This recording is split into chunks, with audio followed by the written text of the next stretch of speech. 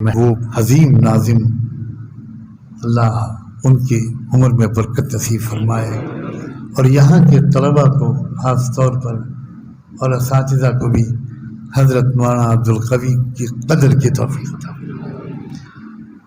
میں ہرگز مبالغہ نہیں کروں گا اگر میں کہوں کہ کچھ مہینے گزر جاتے ہیں تو مجھے ان کے روشن چہرے کو دیکھنے کی طلب پیدا ہو جاتی ہے، اپنی ضرورت کا احساس پیدا ہو جاتا ہے۔ ان کے پاس بیٹھ کر مجھے ایمانی اور روحانی فائدہ محسوس ہوتا ہے۔ آپ حضرات اللہ واسطے قدر کریں، ایک تو چلا گیا، ایک رہ گیا ہے۔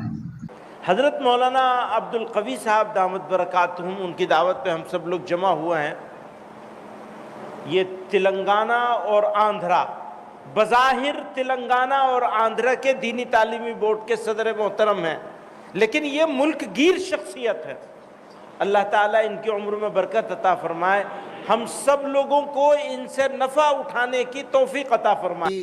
مبالغہ یا کسی کے سامنے کوئی وہ کرنا مقصد نہیں، جو دل کی بات ہے وہ میں چاہتا ہوں کہنا کہ آپ جانتے ہی ہیں میں مولوی ہوں۔ مولوی جو ہے سننے سے زیادہ سنانا پسند کرتا ہے، اور تقریروں میں جانے کا بھی کچھ نہ کچھ مشغلہ ہے ہی کہہ لیں، تو اس لیے آسان نہیں ہوتا۔ لیکن جن علماء کے بیان میں چاہتا ہوں کہ میں سنوں، اپنے بیان پر ترجیح دوں، ان میں حضرت مولانا عبدالقوی صاحب ہیں۔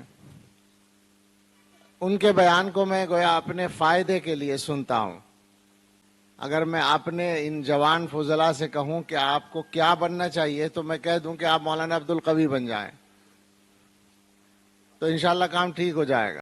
الحمدللہ مرد و خواتین جس کی اصلاح ان کے بیانات سے، ان کی تحریروں سے اللہ تعالیٰ نے وجود میں لائی ہے، اور پورے ملک کے اندر جس کا نام ہے اور جس کے کام ہے، اللہ نے ایسی خوبیوں سے نوازا ہے کہ جب بولتے ہیں تو دلوں تک بات پہنچتی ہے، جب ان کی تحریر پڑھی جاتی ہے تو قلوب کے اندر ایک تبدیلی آتی ہے۔ اللہ نے مدارس کے اعتبار سے بھی، تنظیم کے اعتبار سے بھی، اصلاح امت کے اعتبار سے بھی اس زمانے کے اندر اس مرد مجاہد سے کام اللہ تعالیٰ لے رہے ہیں۔ میری مراد ترجمان اہل سنت حضرت مولانا عبدالقوی صاحب دامت برکاتہم۔ یہ ہے ترجمان اہل سنت وکیل احناف حضرت مولانا عبدالقوی صاحب دامت برکاتہم کی شخصیت اکابرین کی نظر میں، لیکن بگڑتی ہے جب ظالم کی نیت، بگڑتی ہے جب ظالم کی نیت نہیں کام آتی ہے دلیل اور حجت۔